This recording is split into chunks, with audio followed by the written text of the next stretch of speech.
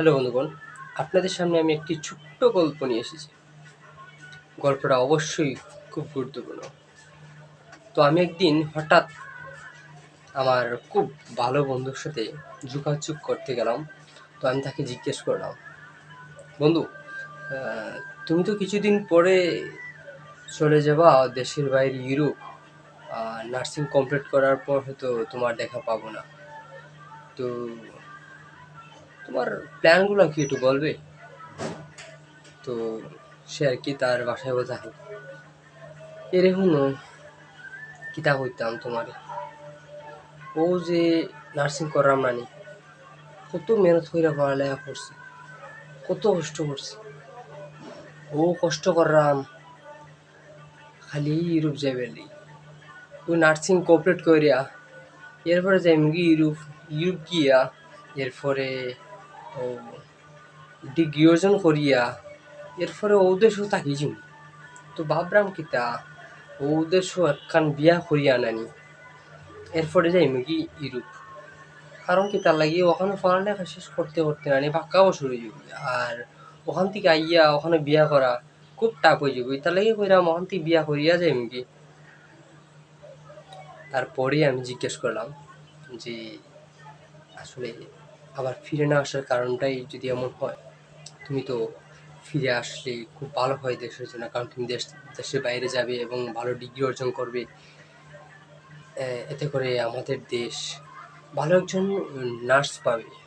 উন্নত সভ্য জাতির থেকে প্রাপ্তি করা জ্ঞান আমাদের দেশে এসে দেওয়ার পর খুব লাভবান হবে দেশ। তো তোমার মতামত কি? আবার সে তার বাসায় বলতাম, না না, ও কথা বাংলাদেশের লাগে করিয়া লাভ নাই।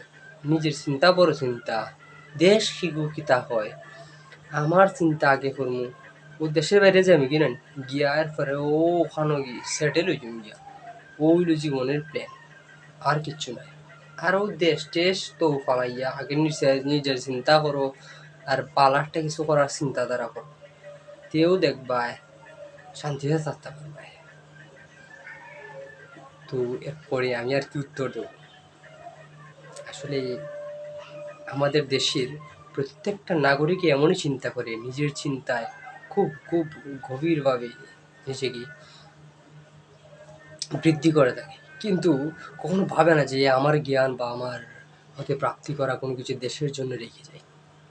আসলে বিষয়টা আমার খুব খারাপ লাগলো। তো থাকে আর কিছু বলার ছিল না, আমি নিস্তব্ধ থেকে তার সাথে